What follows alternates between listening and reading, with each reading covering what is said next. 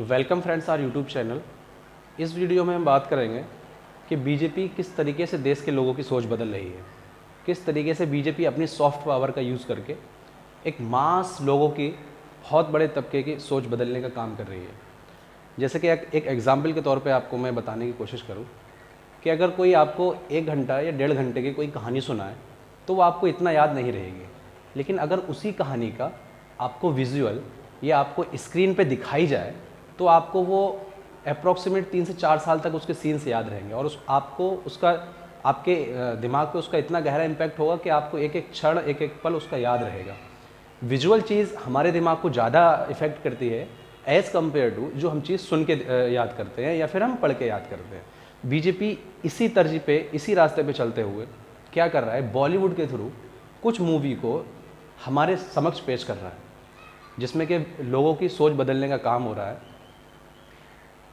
जब से बीजेपी की गवर्नमेंट पावर में आई है 2014 से अब तक, आपने बहुत सी मूवी ऐसी देखी होंगी जिसमें कि सुपीरियर दिखाने की कोशिश करी गई है।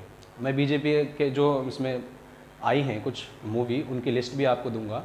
इससे पहले मैं बीजेपी और अदर गवर्नमेंट के बारे में आपको बता दूं कि जो भी गवर्नमेंट सेंटर में अगर पावर में रहती है, पूर्ण बहुमत से भी ज़्यादा अगर उसकी सीटें रहती हैं तो वो ऑटोक्रेसी की तरफ चली जाती है और प्रेस पे अपना थोड़ा कंट्रोल रखने की कोशिश करती है। इंडिया में ही नहीं, अदर कंट्री में भी ऐसा ही होता है।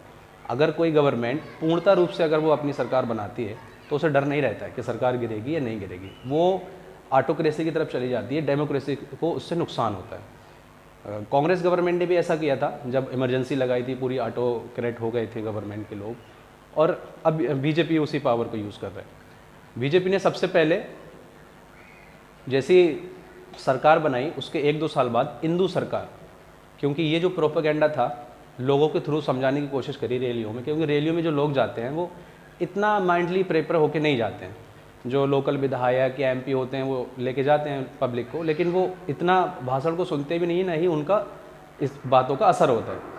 लेकिन हिंदू सरकार मूवी आई, हिंदू सरकार मूवी में ये बताने की कोशिश करी गई कि जो इमरजेंसी का टाइम था, इमरजेंसी के टाइम पे गवर्नमेंट ने किस तरीके से लोगों को एक्सप्लॉइट करा, किस तरीके से लोगों के साथ उनके पावर्स और उनके जो राइट्स थे वो छीने गए। हालांकि ये सब ब्लैक डे बीजेपी ने मनाए थे, लेकिन इतना लोगों की समझ में नहीं आया। लेकिन जब ये हिंदू सरकार मूवी रिलीज़ हुई तो लोगों ने बहुत अच्छे से इस मूवी को सपोर्ट किया। सपोर्ट करने के बाद में लोगों को ये गहरी सोच मिली कि हाँ उस टाइम पे क्या हुआ था, क्योंकि विजुअल लोगों ने देखे। उसके बाद में गवर्नमेंट कौन सी फिल्म लेके आती है, accidental prime minister. Accidental prime minister में अनुपम खेर जो होते हैं वो रोल करते हैं किनका, मनमोहन सिंह का।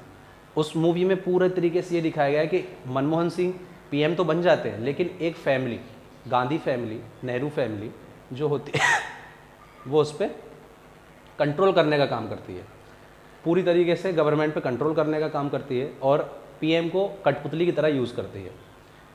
उसके बाद में और जो मूवी आती है जैसे कश्मीर फाइल में ये दिखाया गया कि वहाँ के पंडित जो थे वो किस तरीके से वहाँ से निकाले गए, किस तरीके से उनके साथ जो है अत्याचार हुआ। उसके बाद में जो मूवी आई केरला स्टोरी में बताया गया धर्म परिवर्तन लोगों का किया गया, किस तरीके से पूरा प्रोपेगेंडा फैलाया गया, धर्म परिवर्तन हुआ, उसको बहुत अच्छे से समक्ष पेश किया गया ताकि लोगों को। और ऐसी मूवी जब आती हैं तो जो जिस जगह पर बीजेपी की गवर्नमेंट है, जिस स्टेट में, वहाँ वो टैक्स फ्री हो जाती है ताकि और प्रमोशन मिले। इसके बाद में पीएम नरेंद्र मोदी एक मूवी आई जो विवेक ओबराय ने बनाई, उसमें नरेंद्र मोदी को बहुत अच्छे से दिखाया गया, बहुत अच्छे से उनकी इमेज पेश की गई। उरी मूवी आई जिसमें सर्जिकल स्ट्राइक के बारे में नरेंद्र मोदी की पावर को उजागर किया गया। ये सब मूवी आई। सीबीएफसी ने, central board of film certification ने ये मूवी पास की, लेकिन बीबीसी ने एक डॉक्यूमेंट्री बनाई गोधरा राइट के ऊपर, वो पास क्यों नहीं की गई। ये भी सवाल आना चाहिए कि अगर आप ये मूवी को सर्टिफाइड, ये मूवी को आप सर्टिफिकेट दे देते हैं, ये मूवी को चलाने की इजाज़त दे देते हैं, तो बीबीसी की डॉक्यूमेंट्री से आपकी क्या दिक्कत है। बीबीसी की डॉक्यूमेंट्री को भी इजाज़त मिलनी चाहिए।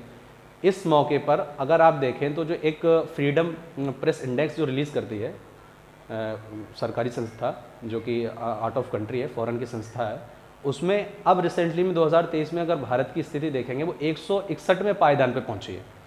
पहले ये बहुत अच्छी थी, हर साल लुढ़कते चली जा रही। 180 देशों की पूरी सूची में हमारा जो भारत है वो 161वें स्थान पे है।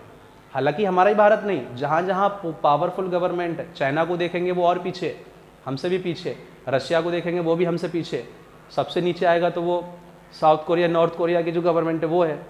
तो ऑटोक्रेसी में ये हो जाता है। अब मोदी गवर्नमेंट ने अनुपम खेर जो एक्टर हैं, उन्हें एक्सीडेंटल प्राइम मिनिस्टर मूवी दी गई, कश्मीर फाइल उनसे बनवाई गई, तो बीजेपी की सपोर्ट भी मिली उन्हें। सीबीएफसी जो कि मिनिस्ट्री ऑफ इन्फॉर्मेशन के अंडर आता है, उसका चेयरमैन उन्हें बनाया गया। नेशनल स्कूल ऑफ ड्रामा का उसका चेयरमैन उन्हें बनाया गया।